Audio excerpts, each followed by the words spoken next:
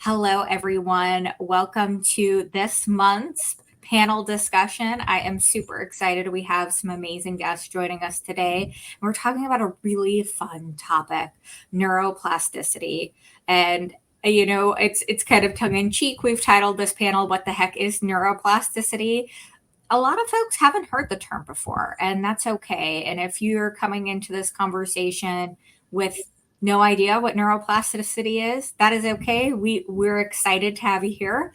If you do know about neuroplasticity, we're excited to have you here as well. I think a great conversation, regardless of your level of experience and understanding with the topic. To quickly introduce myself, my name is Stephanie Lemick. I'm the founder and CEO of the Wounded Workforce, an organization dedicated to building trauma-informed workplaces. I spent a little over 16 years in-house in corporate organizations and HR, kind of everything from intern to senior executive. And now I am on my own with my mission to help build as many trauma-informed organizations as we can.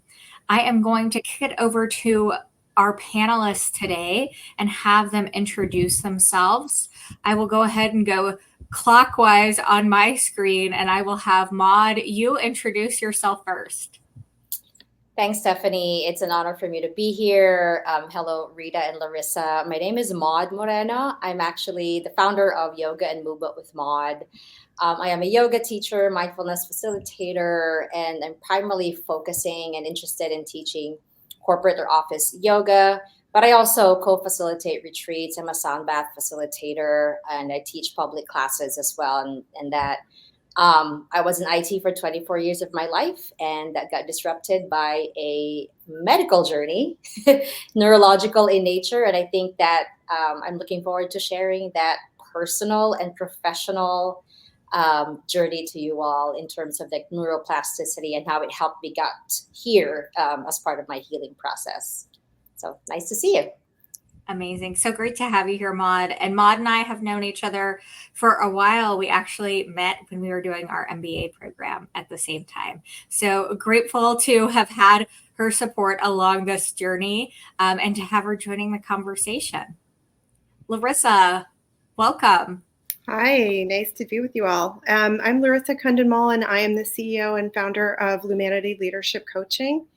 I specialize in working with women and leaders and women people in transition, and also with neurodivergent leaders. And I myself took advantage of neuroplasticity to change careers. I used to be in corporate America. I worked in digital and marketing and media, and was a senior exec before leaving and deciding to get a master's in positive psychology. So I joined the UPenn program and studied with Dr. Martin Seligman, who is the founder of the field of positive psychology. And so I use that discipline in my coaching all the time. I'm a strength-based coach, and I'm excited to get more training in ADHD coaching later this year. So I'm really excited to join you all. Amazing. It is so great to have you. And I'm always excited to have another strengths-based coach, another strengths-focused individual on the call. And I'm so excited for you to share a little bit more about your background in positive psychology as well. Super grateful to have you join us. Rita. Hi. Thank you so much for having me here, Stephanie. You know, you're one of my favorite people to talk to in general. And I've actually known Larissa for a good amount of time as well. We were in the same program at Georgetown. Maud, I'm excited to participate with you. I'm the founder and chief executive officer of Ixana Consulting. What that means is I spend about 50% of my time as a fractional chief people officer. So I work in corporate America to help organizations at the growth stage evolve as companies, figure out what their people strategy is and how they support their people through that next stage of evolution. The other half of my time I spend coaching executives and executive teams. So I'm a leadership coach and an executive team coach. I do also take a strengths-based approach to my coaching practice. And most of my clients are either executives at growth stage companies, or I do also specialize in coaching neurodivergent leaders. So more than half of my practice is working with folks who have ADD, ADHD, and or who are on the spectrum. So I'm very excited to explore the concept of neuroplasticity because it is foundational both on the HR side as you're supporting people in their growth journey with organizations, but also for folks who are exploring their own individual transformation through coaching. That concept of neuroplasticity is so critical. Amazing. I'm so excited. We have such a great group. This is going to be such an interesting discussion. I already know. For those of you who have participated or joined our panels before, you know I like to start from a place of shared understanding. So I'd love to, before we dive into questions and discussion, answer the question, so what the heck is neuroplasticity? So neuroplasticity or brain plasticity refers to the brain's remarkable ability to continue to grow, adapt, and reorganize itself throughout a person's entire life. It's the process by which the brain changes in responses to experiences, learning, and environmental influences, rewiring the brain. Think of neuroplasticity as your internal system of evolution. It encompasses how nerve cells adapt to circumstances, to respond to stimulation by generating new tendrils of connections to other nerve cells called synapses, and to respond to deprivation and excess stress by weakening connections. Neuroplasticity plays a crucial role in learning and memory. When we learn new things or practice a skill, the brain forms new neural pathways or strengthens existing ones. This process allows us to acquire new knowledge, develop new abilities, and adapt to changes in our environment. When you think of neuroplasticity, if it's helpful to have something visual, it's easy to think of a baby and how a baby learns new skills and behaviors at a swift pace as its brain developing. It's also important to note, though, that while the brain does change most rapidly in childhood, a lot of new research is showcasing that the brain continues to develop throughout our entire lives. So my new favorite saying is that you can't say you can't teach an old dog new tricks anymore, because it's not true. It's also just not very nice. But neuroplasticity exists throughout our lives, and we absolutely need to consider its role in our workplaces, as Rita said, in our own transformational journeys, and also in the context of trauma and trauma-informed workplaces. Neuroplasticity allows us to change dysfunctional patterns of thought and behavior, and to develop new mindsets, memories, skills, and abilities for our entire lives. So that was a little bit of a long one, a little sciencey one, but that's neuroplasticity. So I am super excited to dig into this chat, and I will kick off with a question for everyone in the group. You know, why is the topic of neuroplasticity, or neuroplasticity specifically at work, important to you? And anyone who's ready can jump in. One thing that comes to mind, we have more complexity than any other time, I think, in a workplace setting, right? This term VUCA comes up a lot: volatility, uncertainty, complexity, and ambiguity. And so what we're finding is, for a lot of folks, it's not enough to say, I'm good at this one thing. It's more important to be able to learn on the fly and be able to adjust your approach, your skills, and the ways in which you apply them to meet the changing needs of the organization and the market. And so this concept of neuroplasticity sort of underscores that human beings continue to develop throughout our lives. We have the ability to take on new skills. We have the ability to operate in new ways. And that flexibility allows us to be able to address these types of changing moments with tenacity when we know we have that capability. And so that understanding of neuroplasticity, that fundamental belief that we can continue to grow and change and take on more, I think is really important as we continue to grow as a business.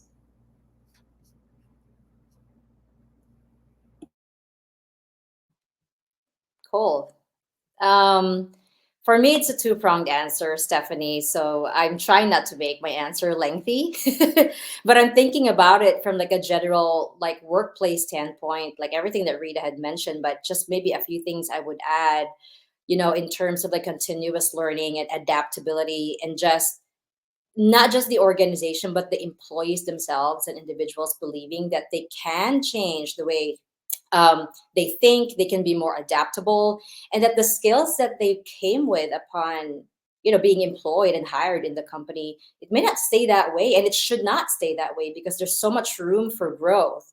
And so, like, enhancing learning and adaptability is one thing, but when that is in place, you also boost productivity and innovation when you encourage activities that promote growth in the brain, like critical thinking, and problem solving, things like that.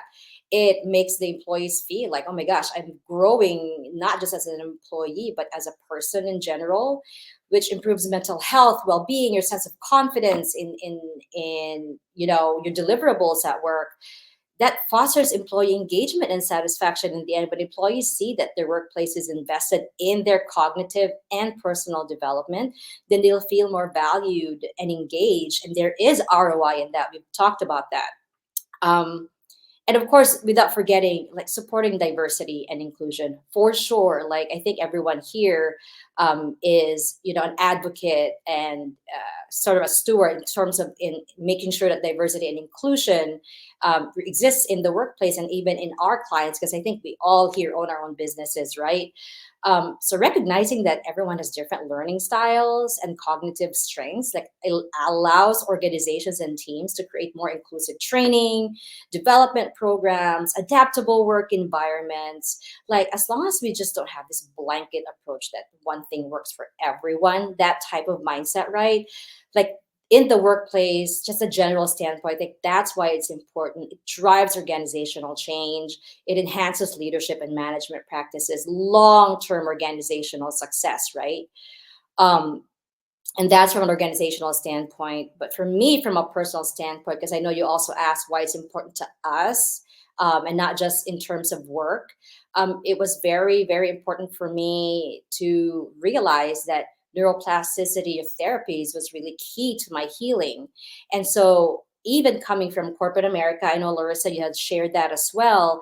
Recovery and rehabilitation, adaptation to new circumstances, that my mind and my body are no longer the same. I no longer have the same stamina. I can no longer multitask, quote unquote, as I used to before. And so these therapeutic interventions just were so key to me in realizing, like, you don't have to be stuck in this acute diagnosis phase. There is a path to betterment. And even if it means being a different person, maybe my brain just no longer works the same way. Maybe that is now your new path, kind of like the new synapses, right? The new tendrils that you had talked about. And in a way, it kind of mirrors that in my life as a person, having gone through that neurological diagnosis and even today. So learning new skills, right now, owning my own business, I'm better at time management instead of before, where I'm just like, oh my God, I get a report to this boss who has reports to another boss who has his own time frame and things like that. Like, this continuous improvement mindset that I have, realizing that, oh my gosh, my brain is responding to these types of therapies that I was exposed to. I mean, that's neuroplasticity is not important to me, Stephanie. It is critical to my day to day, that without it, I probably wouldn't have arrived in this place, compared to where I was 3 years ago with my, symptom management and well being. So my answer, I know, is two pronged, like a general workplace standpoint and my personal journey, my healing journey. But that is my answer to that question. Hopefully, it wasn't too long.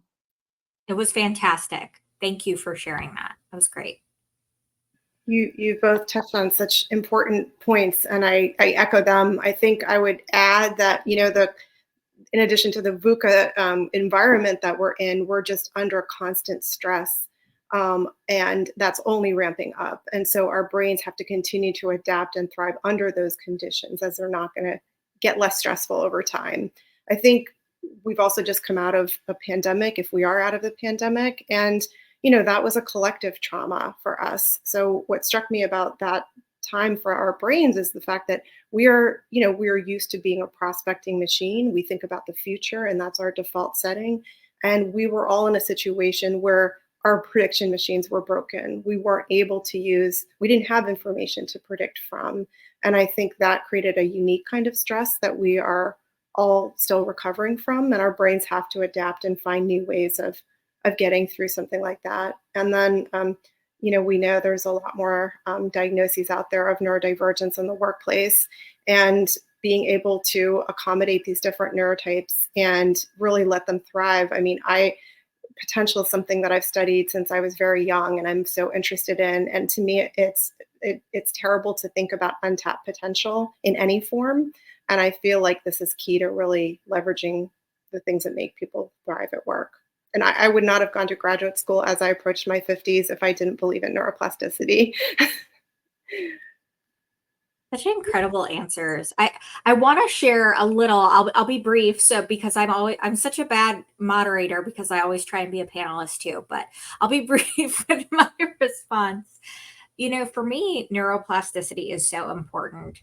A term that we talk about more frequently when we talk about the workplace is the concept of a growth mindset. And for me, that was something I learned as an adult, the idea of having a growth mindset. For a long time as I was growing up, it seemed to me, it was maybe explained to me that intelligence was fixed. And shifting that mindset, shifting that frame of mind was so important for me, not only for my own personal development, for my own kind of goals and changing and rewiring of my brain and my own, relationship with traumatic experience, but also with how I relate to others and different expectations of others. So I think that term growth mindset was coming up as you all were talking. And I think that's another way to think about, maybe you're talking about a growth mindset. Well, how is that connected in with neuroplasticity?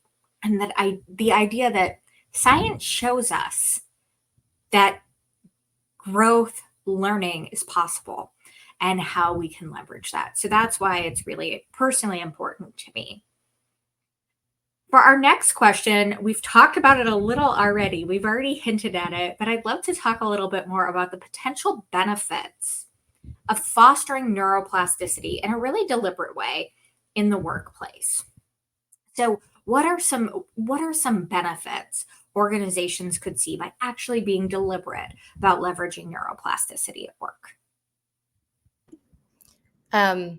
There's two sort of benefits here that my mind goes towards, and one is very business centric and very mind centric, and the other one's a little bit heart centric. So I'll start with one and move to the other. From a business centric perspective, the word of the day is innovation, right? So in a world in which you are supporting neuroplasticity, you're supporting your team, your leaders as they explore new ways of approaching problems, new things that they want to be great at. You're creating a container where innovation is more possible, and your business is going to benefit from that. But on the individual side, right, I think one of the aspects of running a business now requires acknowledging that you are in part responsible for human flourishing within your organization. And Larissa talked about the concept of potential. And potential is not fixed. I think one of the greatest gifts of understanding neuroplasticity is that acknowledgement that you can be great at anything you choose to be great at. Right. And the language that we use around this is so important. There's so many things that we grew up saying, I can't do this. And even just changing the language around, I haven't historically been able to do this, or I couldn't do this before, but what possibility is created in a world in which I put certain efforts into place or choose to pursue something.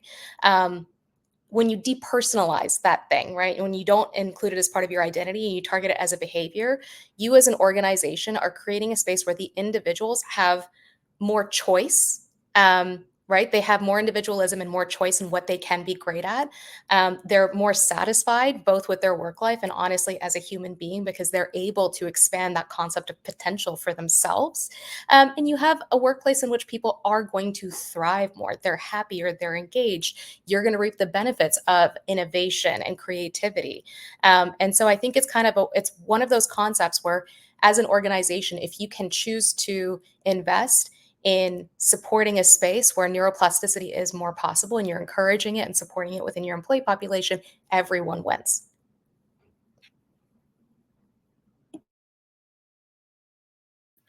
Yeah, I absolutely agree, Rita. And I think, there's so many benefits that come with an organization that supports neuroplasticity. I mean, it's an environment of continuous learning. It's a place to be engaged. And I think inherent in all that too is it's an environment of psychological safety because for people to learn, there has to be an acceptance that mistakes will happen. That's a natural part of the learning process.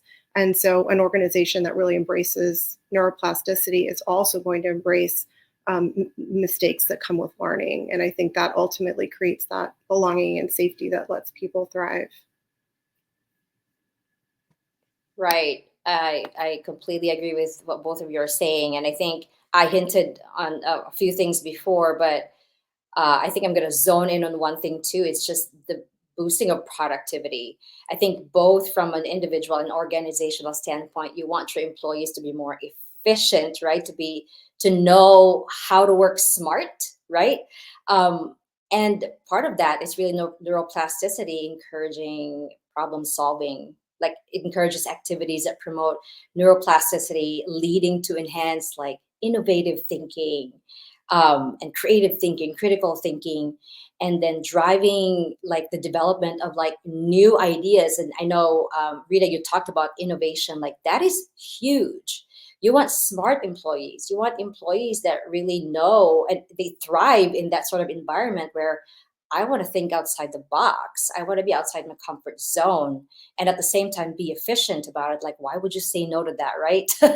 And another benefit too, and I know I touched upon this, is like supporting diversity and inclusion. Larissa, you're working directly with neurodiverse folks, and you too, Rita, like recognizing that everyone is different and has different learning styles, cognitive strengths, and even limitations. It's fine. It allows organizations to like create smarter training development programs that are really inclusive and not just this one track mind of there's this just one kind of persona that that we need to like cater to in terms of our trainings. There's so many ways that people learn, right?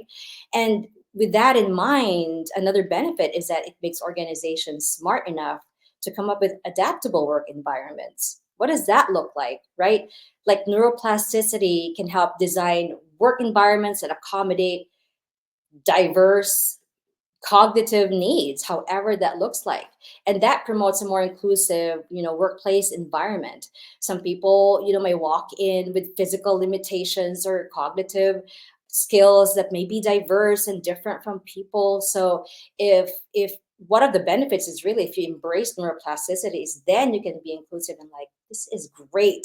I have a great mix of people here, which makes the organization even thrive more and and be more successful. I know I mentioned about long-term organizational success because we are so individual, and even the smartest of the smarts of the smart people, they're smart in their ways, but there might be other ways that other people may not have the same, who do not have the same IQ or whatever, may be able to contribute because they just have different strengths. So those are just like a few benefits that I wanted to like zone in on. That would be great if an organization was listening right now. Like, I want that. That's the kind of workplace I want to cultivate. So, yeah. I love that. Such great responses. And to kind of build on that, we have a lot of HR folks who tune in, which makes sense as a former HR leader.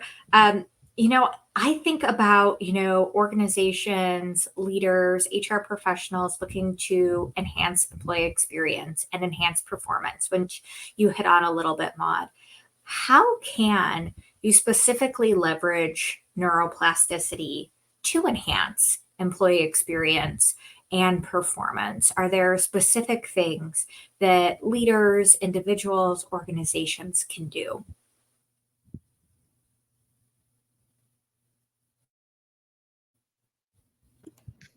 I can get started here. So I think from an HR professional perspective, you are constantly being asked to evaluate performance so that the organization can assign people to various tasks, figure out who's going to get promoted. And it has this very like linear cyclical way. This person has worked in this way. This way has been very productive for us. Therefore, we have yielded these outcomes. And therefore, this person has earned their spot here. I think changing your mindset around neuroplasticity and integrating that into your HR frameworks, one way to do so is designing a more effective talent review process. So talent reviews, for those who are in this space or who are curious about the space, is an opportunity for the leadership team to basically evaluate and categorize all of the employees in the organization. And it's typically done when you look at their historic performance and their potential. And the concept of potential can be extremely nebulous, right? More often than not, I've seen organizations not necessarily take a scientific approach when thinking through that. But I think us as HR professionals, especially when we operate from a place of understanding neuroplasticity, we can drive towards a more productive discussion of that potential concept and say, what is the work to be done ahead of us? What are the possibilities that we are trying to create for ourselves? What are the board commitments? What are we trying to deliver? What's on our product roadmap? Who do we need to be in order to drive that product roadmap? And let's be aspirational about that and say, like, we need to be more collaborative in this way, or we need folks who have this particular unique skill set or whatever. And then evaluating your talent against that, not necessarily just by what behaviors they've exhibited historically, but by saying, how fast has this person historically learned? When we put them in a new position or in a new place, how quickly have they been able to pick things up? And prioritize those learning milestones, evaluating people against their ability to learn and take on versus what they already know or have done, I think cultivates, again, more possibility for you as an organization. It also rewards the right types of behaviors for you to be able to continually improve as an organization, but continually foster that sense of neuroplasticity. So that's one way. And then the second I would say is, we really look to our first line managers to cultivate their talent, right? And more often than not, managers are engaging in conversations around work product, so giving feedback. And that's a skill that some managers are great at, some managers are working at, but coaching is a separate skill set. And coaching is really supporting that person in their own exploration of what they want to be great at. What opportunities can they surface for you based on what you're choosing to take on next? And so, again, operating as a first line manager from the place of, hey, listen, you can be great at anything you want to be great at. You have to make the choice on what you want to be great at and tell me that you're willing to put the effort in. And then I, as your manager, will partner with others in the organization to see if we can service those opportunities for you. Investing in that coaching skill set and supporting our managers in cultivating and having those conversations is another really important step, I think, for particularly HR professionals to support their organizations in driving greater neuroplasticity. I love that answer, Rita. And although my background is not in HR, I think back to my days leading teams, and I think this idea would change. Coaching experience also would greatly change how I manage people. But I think about the 10,000 hours idea in terms of reaching proficiency, and the part of that being deliberate practice. So to what really is needed there is the constant feedback, and not just the here's your annual performance review, but really giving that feedback over time as people develop skills. So I think that's, to me, how an organization would have to think about things like feedback. Nice. So I'm going to go off here in a little bit of a different tangent. When you ask, like, how can employers leverage like the principles of neuroplasticity to enhance employee experience, enhance employee performance, and my mind just went straight to like specific practical ways on how to do this. And this may be a shameless plug or not, but I'm going to say it. I'm going to just go into very specific areas. We love a shameless plug, so go for it. But I already talked about kind of making the learning experience diverse, right? Like making it diverse, knowing that everybody's brains are different and that we can all grow. So I've already talked about that. And there are a lot of ways, practical ways, that organizations, leaders can really kind of spearhead that approach. But one way I'm going to think about it is encouraging mindfulness meditation. Like that's one very specific and practical way. And the reason why my mind went there, of course, that's my business, right? I do corporate yoga. But this thing we're talking about now comes up every single conversation. It's why? Why do we do it? And what does mindfulness training really mean? Incorporating mindfulness and meditation practices into the workplace through guided sessions by me and whatnot That's such a tangible way of organizations and trying to start something that's very beneficial to the individual, but really they can all benefit as an organization, right? Even now, people with brick and mortar buildings creating quiet spaces, not just empty conference rooms, but thinking spaces. That's one thing, right? That's a practical, tangible thing that leverages principles of neuroplasticity. Another one is physical movement, right? Physical exercise. Invest in whether it's on-site fitness classes or same thing, guided sessions and whatnot. But movement really contributes. I think it increases the gray matter by 5.3 cubic meters. Movement and exercise, and so that's something that organizations can leverage. Is if movement is so good for for our employees, then why don't we encourage that? Like, how does that look like? Active workstations, guided sessions, or providing them with a space if they're in the office to be able to walk around or be adaptable to break times, and make sure that everybody's not just on their desk, behind the desk, like, robots and stiff and all of that. So I know I'm going like really, really specific. Another thing is to, like, and I mentioned it, supporting cognitive diversity by creating learning paths that are very customized, bespoke, personalized. Like, that's one thing too. And like really seeking out diversity in your teams. How do you interview? What are the types of employees that you're onboarding? What are you truly looking for? Um, and really being mindful of what that is. So I was in the onboarding space before, and I was always conscious, right? Luckily, I'm a person of color, so that's just something that I look at, right? Like, what are all these things? Are we looking for a credential? Are we looking for a different way of thinking? And I know I got hired myself because of my diversity and what I bring into, the table, being a woman, and all of these things. And so I'm so grateful for that. It makes me pay it forward. And that's basically leveraging a principle of neuroplasticity, of inclusion. And there's just different ways that people can contribute, to the table. And one thing I will just add, this is very tangible, is encouraging social interaction, encouraging social connection. I think this is an aspect that of like what the brain really likes, that sort of interaction with other people, because it makes it feel like it's less alone. You can read all the books, you can learn everything by yourself, but once you converse with somebody else, and once you learn the words coming from another person, you got to interpret it and whatnot. Like, that social connection is awesome. And I know the term team building activity is kind of old, so maybe call it collective learning, collective mentorship, things like that.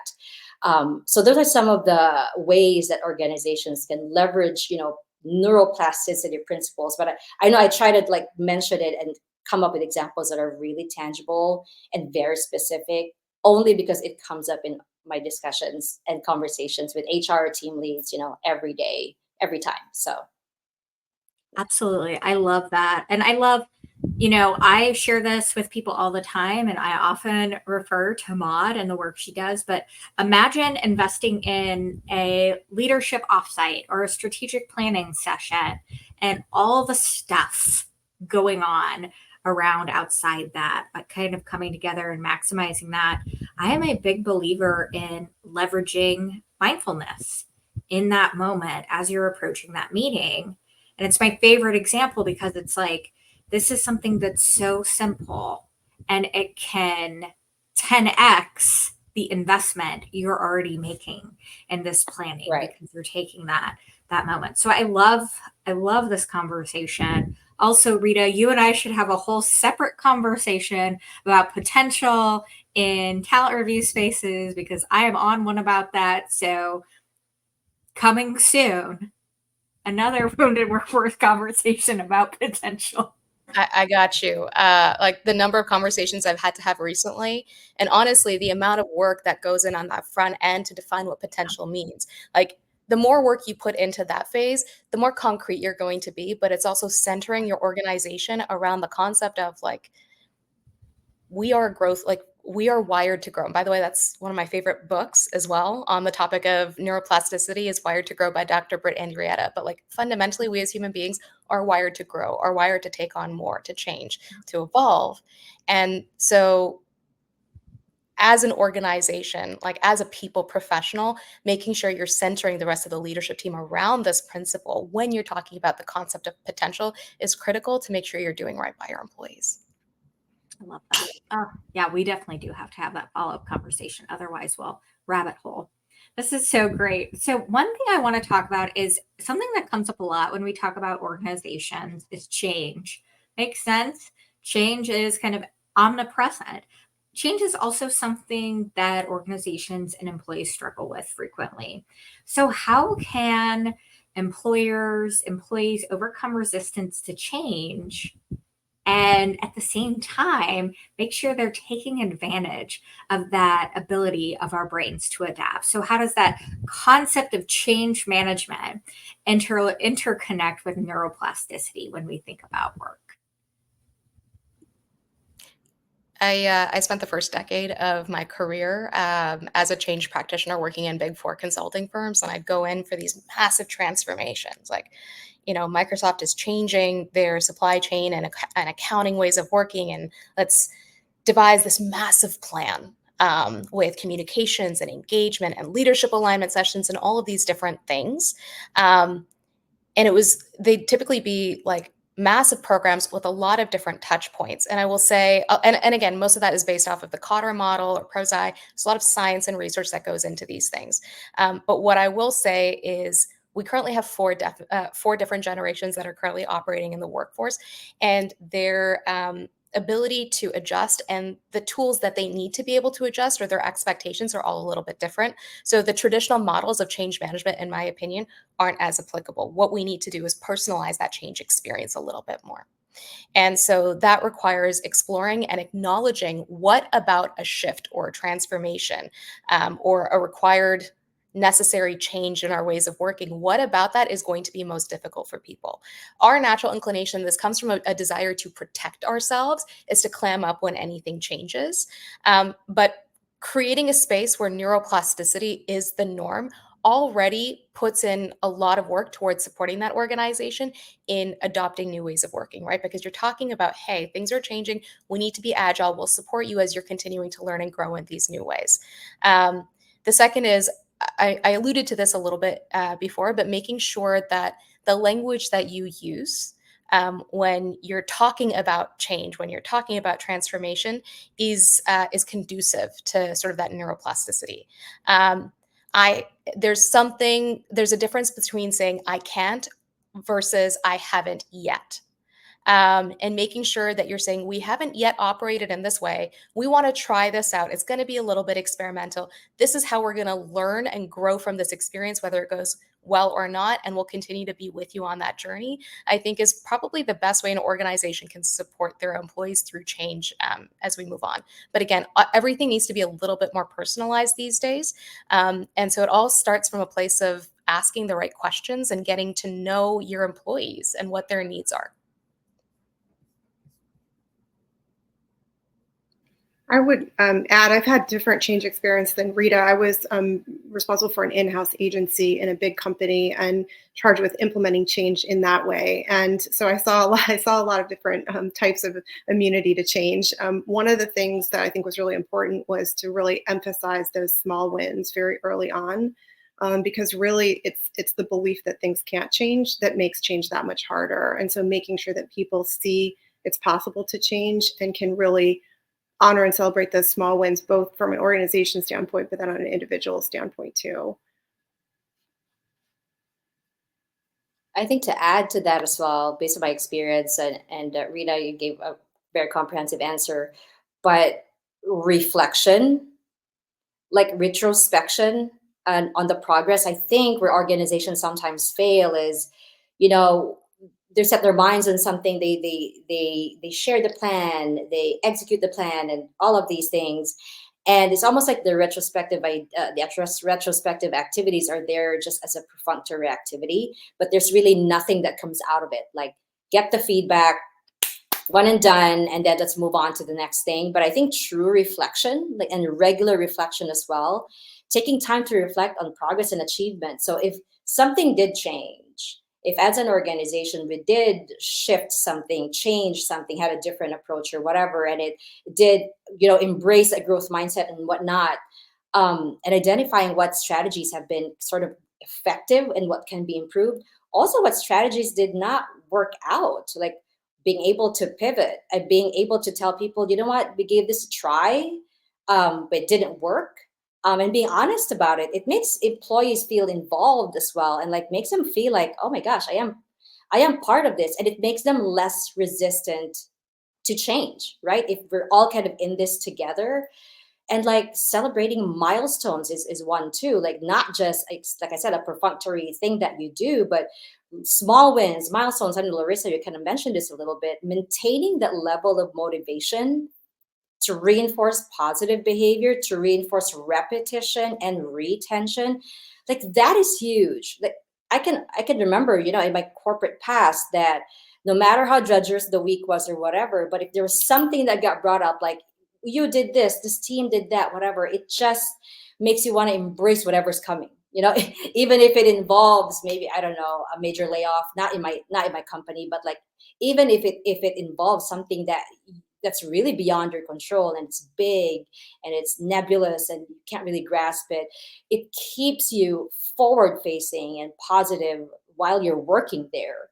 So kind of those little things that we do, they really do mean big things, and that makes everyone resistant. It makes everyone sort of embrace that change instead of being resistant to change, because that's just, Rita said, that's just our human nature. Anything outside of our comfort zone, outside of what we know, outside of what we see, outside of our color and our experiences, we just like want to clam up. That is our default mode, basically.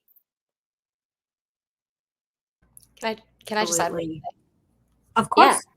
course. Maud and Larissa, you both sort of talked about rewarding, right? Like celebrating those moments, celebrating those milestones, and as well as some of those quick wins. It made me think as well about, um, Carol Dweck in her book Mindset talks a little bit about rewarding process, rewarding the hard work, and not necessarily just celebrating the end point. There are going to be a lot of endpoints and a lot of falling down in the process of change, but really just celebrating that the effort was put in at all by these folks who are experiencing that change sometimes is the push that they need to keep going and to keep being motivated to put the work in and become great at it. Right. And on top of that, once it becomes sort of that cycle, right? Like you embrace that sort of this thing that you're doing, and then you get rewarded, and you everything kind of just falls into place. And Stephanie, you've done this before. Like it does build resilience, as employees. And when you build resilience, it makes them more adaptable to the changes that are happening. How many people have we talked to come from the same organization? One of them was part of a team that got laid off, knew someone that got laid off. They were the ones that got laid off. And then you talk to somebody in the exact same organization, did not get laid off for some reason or other. And there's some sort of friction that's happening in there, but later on things dissipate and whatnot. And you talk to that person who got laid off or belonged to a team that got laid off, and the other person who did not. And like, what is their response 3 months later or 2 months later or whatever? To me, the 100% consistency is resilience.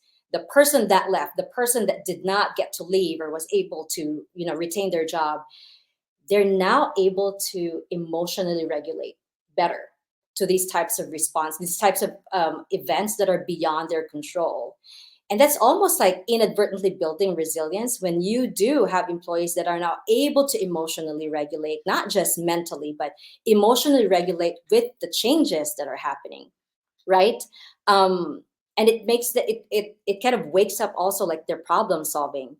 When something uncertain happens to you, to your friend, to people, around work, like it makes them come up with their own plan, right? Like they might have been very comfortable before, but now it's like, what do I do? And it does sort of kind of develop this problem solving skill that they may not have had before, or they did not put to use before, unless they were put in a challenging place, whether it affected them first-handedly or second-handedly as a witness to all of that. So I think resilience is one too, with everything that's going on. And I know, Stephanie, you and I did something on the resilience workshop, but I think we need to circle back on that, because what does that do to employees, that are in the organization for a long time. Like how is it really affecting them? So thanks, Rita. That kind of sparked that in my brain as well. Maud, I would just add, because of the circumstances you just described, I think a lot of the times resilience is the idea that we're bouncing back. And I really like the term bouncing forward, because that is more realistically what you need to do in a situation where there's layoffs or big corporate changes that affect a lot of people negatively. The idea that like you are moving forward and that your brain has to adapt to a new circumstance, not try to regain the old circumstance you were in. I love the way this conversation, the direction it went, because it tees up my next question perfectly. I love when that happens. So, one thing I would love for us to talk about more is what role does stress play in neuroplasticity, and how can workplaces kind of manage stress appropriately to make sure they're supporting positive brain changes? I think first and foremost, and I know Rita, we've kind of you've kind of allowed Rita to speak first, but if you don't mind, I'm gonna jump in on here first, because stress is now part of my everyday. I have to manage that, right? For the sake of my diagnosis, for the sake of my condition, like I have to really like zone in on stress on a daily basis. But I think what's important is for, first of all, people to realize that there are different kinds of stresses, right? Sometimes the word stress, I think the default understanding is it's negative, but really there are two kinds of stresses. Like let's just kind of make it abbreviate it that way. So there's the short-term stress, and there are positive effects in short-term stress. Like the short-term stress I'm talking about is like, you know, you're a mom cooking in the kitchen and your baby's there and this pot of boiling whatever is, you just know it's about to tip over, and you just kept that response. I'm not going to use the chase by the bear response, because how often does that really happen? But like you're able to scoop your baby or your child away from that environment they're about to be hurt. So this sort of acute, this manageable stress that you had at that moment for that immediate response can actually stimulate your neuroplasticity in your brain by encouraging the brain to adapt to this new challenge, this new thing that could happen, right? So that's a good thing. That's from an adaptive response standpoint. And of course, with the buildup of the positive effects of like short-term stress, you can enhance cognitive function like memory, like focus, and again, problem solving skills. So there are positive effects to like short-term stress when you're exposed to them, and it keeps you on your feet and functional as you're going. Um, but then when the stress becomes long-term and chronic, that's the part that we don't want, right? The negative effects of like chronic stress. I think that's the part also that people are more familiar with. We are more familiar with unwellness than we are with wellness, because we know what it feels like to be off kiltered, right? To be imbalanced. And so the biggest thing that I bring up during my conversations, when I'm trying to make a case for meditation and whatnot, and if we really need to go into the science, is like neurogenesis, like the ability to build new neurons. And chronic stress just disrupts that. It disrupts neurogenesis, particularly in the hippocampus, where it's where the learning and memory, that's kind of the brain region, we have two of them above our ears, that governs that. This chronic stress, this state of chronic stress, really is very disruptive in our lives, and the more we accumulate it, the less able the brain is to learn more, and memory, to remember, and all of these sort of functions and processes. And it decreases the plasticity overall, and it leads to like mental health issues and whatnot. So I think it's just important to discern one stress with another, and how workplaces can manage stress and support, those positive brain changes. Oh my God, that's what I preach each and every time. Give your employees the permission to give themselves a break. Stephanie, you know this, but in my social media, every Monday I do a mindful minute, 60 seconds of movement and breathing. Every Friday I do a 5-minute Friday follow along, just to make the case that it's not the length of time, it is consistency. And so to give, your employees, your organization, the individual, sort of give them the agency, let them feel empowered enough to say, you know what, I'm going to take a break. This will not affect my productivity, and I'm going to go and do this and cater to my well-being and wellness so that I don't get that chronic stress. Whatever short-term stress you have, it's positive, it makes you smarter and act, immediately and all of that. That's great. But just to remind them, this long-term, like streamlined chronic stress, because we are so exposed to it, we've become comfortable with it. Oh, it's just life. It's just the way to live. Like, I can't change anything. I got 4 kids. I got to do this and that. That sort of defeatedness. I think it's very important for organizations to point out that things do not have to be that way. You do not have to be a slave to your job. And again, I'm kind of going straight into it because that's kind of what I'm exposed to every day. That's the battle that I have in my conversations with organizations, right? Like coming up with strategies that allow for that and to really, really not encourage chronic stress or not normalize it. Maud, I love that you went first because what I want to contribute is actually a shameless plug for you as well. Um, honestly. So when we think about, to answer the original question, which is what does stress do? Fundamentally, what stress does in your body is it pushes your frontal lobe to take over. Your animal brain takes over. And oftentimes, what that's going to create is a threat response. Are you going to fight? Are you going to flight? Here's a great example. When I am under significant stress, I will sometimes go on attack. So if I think I or my team or something is being threatened, my natural inclination is to protect, to mama bear. And the way that can present is not fantastic. And the more that happens, your brain physiologically is not actually a muscle, but when you think about neuroplasticity and how to build good habits or reinforce bad ones, it's repetition. So to your point, the more chronic stress that exists means my body is continuously going into fight or flight mode, is continually adopting and reinforcing and holding on to these behaviors that might be less productive for the organization and for myself. It's reinforcing a person I don't want to be. And the best way to curtail that, both from an individual perspective and an organizational perspective, and this is where, Maud, I think the work that you do is so critical for organizations. The single greatest thing you can do for yourself is self-regulate. And so that requires you know yourself. So mindfulness is a really critical component of that, and creating space for check-ins, holistic check-ins where you say, hi, what's going on for you right now? How are you doing? How's not just like, how's this project going? How are you doing? How are you feeling in your body? Encouraging somatic awareness, engaging in body practices, and cultivating that sense of what is happening in your body under moments of stress gives you the ability to take control in these situations. So I know when I'm under stress or when I'm angry and I'm about to say those things that I don't want to say, my hands are going to get a little bit sweaty. My voice might shake a little bit. My heart starts pounding. I feel a little like icky and tight in my stomach. And it's because I've implemented mindfulness practices. It's because I've had bosses or I myself have implemented check-ins with myself and with my team that we can acknowledge these moments and we can curtail that behavior and pause in that moment and say, again, from the basis of neuroplasticity, this is how I have operated in the past. This is not who I want to be. This is not how I want to operate. And so under this moment of stress, I can make the choice to operate differently and change my behavior. And the more that I do that, the more I change what that neural pathway is, what the natural inclination is in that moment of stress. But to your point, one of the biggest challenges that we have right now is sustained ongoing stress and the just complex way in which that impacts people. And the best way that you as an individual, but you as well as you as a boss and an organization can do that is to integrate mindfulness into your workplace.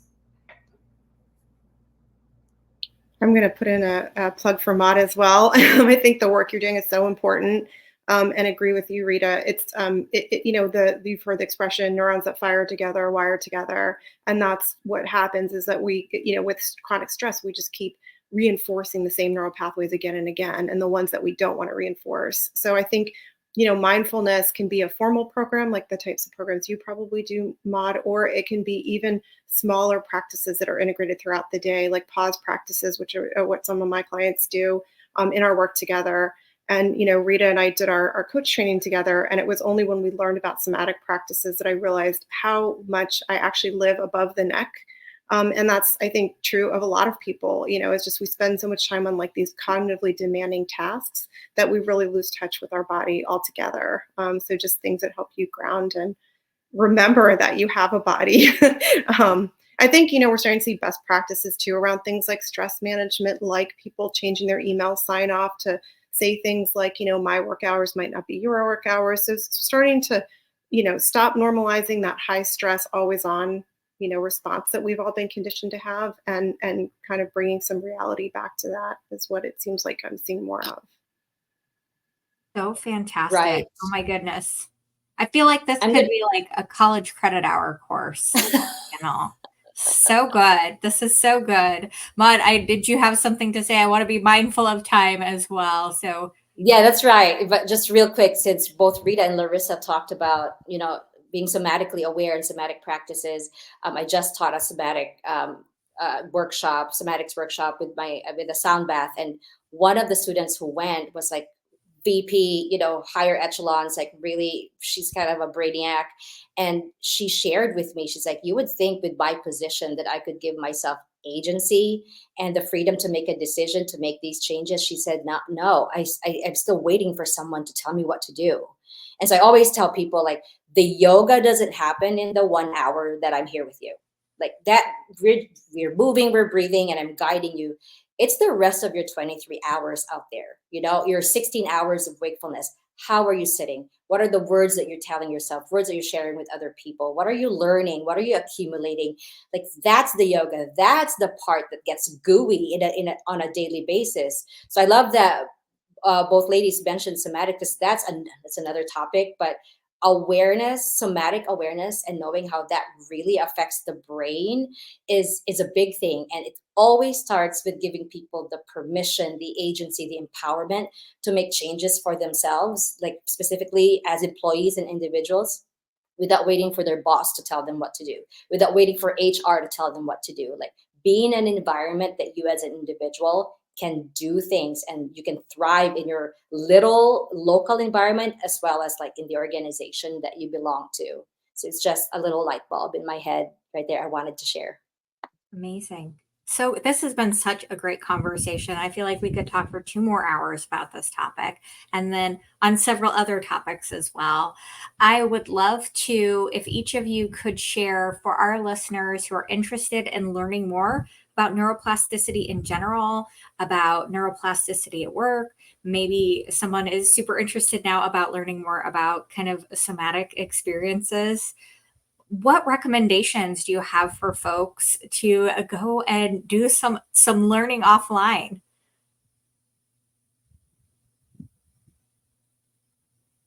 Go, whoever wants can go first. I'll hop in.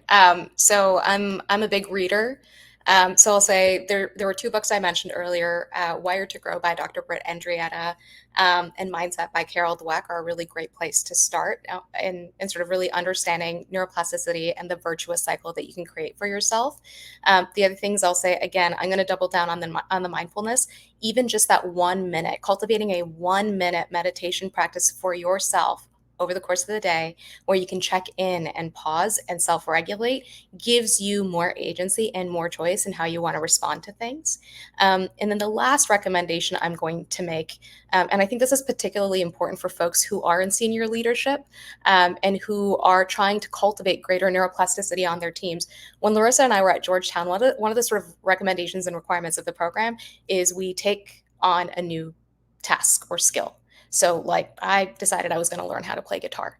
And this is actually something that I do on an ongoing basis. Roughly every quarter, I'll take a class in something that I've never done before, like archery or French pastry cooking or something like that. And I think it's really important to engage in these types of practices because it reminds you what it feels like to be a beginner at something. Um, and being able to support neuroplasticity, whether it's in a workplace, whether it's for your children, whether it's in life, requires that you understand that you got to start from somewhere. You can be great at anything you want to be great at, but you have to be able to start somewhere. And so putting yourself back into the shoes of a beginner mindset is really helpful. I can go next. Those are great resources too. And I'm going to piggyback on the last thing you mentioned about playing guitar too. But I'm going to mention one book one podcast and one course and then an activity.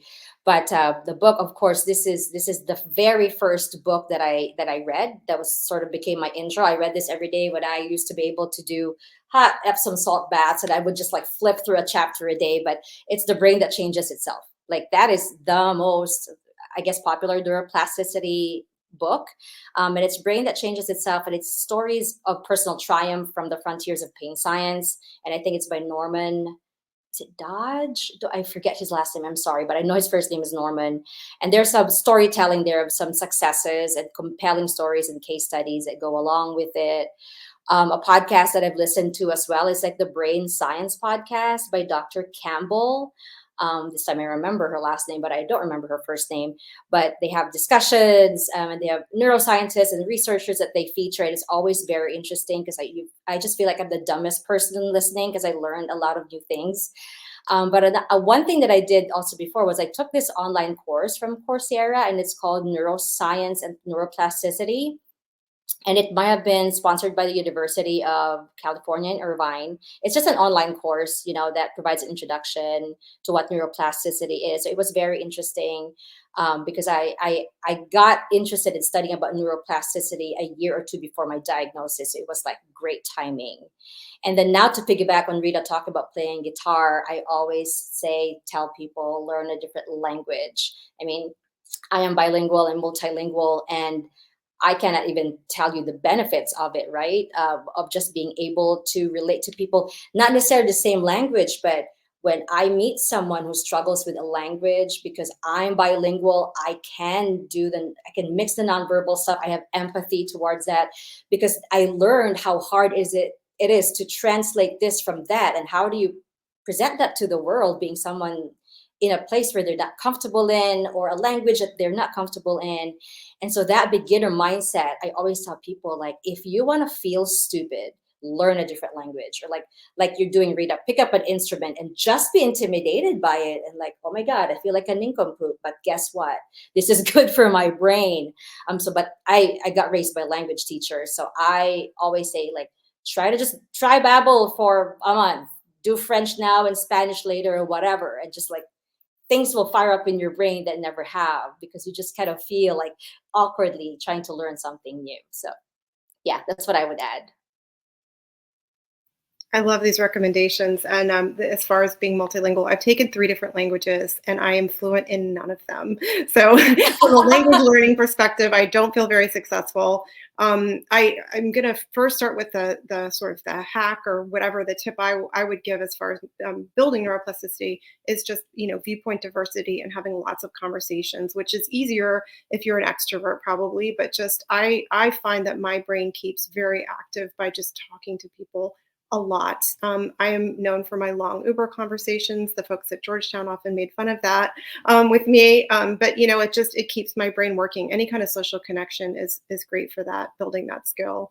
As far as books, I really, the book that was probably the most transformative for me was Learned Optimism by Dr. Martin Seligman. That was my introduction to positive psychology. And I think it's an amazing message that we can actually proactively change our brains in terms of our level of optimism. And I really like Scott Barry Kaufman's podcast, which is called The Psychology Podcast. And he touches on a lot of themes that are baked into what we've been talking about today. And I think he does a great job. Amazing. What great recommendations. Thank you all so much. This was a phenomenal conversation. I am thrilled to have had each of you join us and share. And for everyone who stayed and listened in, I hope you enjoyed the conversation, and I hope you'll tune in next month for our next panel discussion. Until next time, be well. Thank you. Thanks, everyone. Thank you.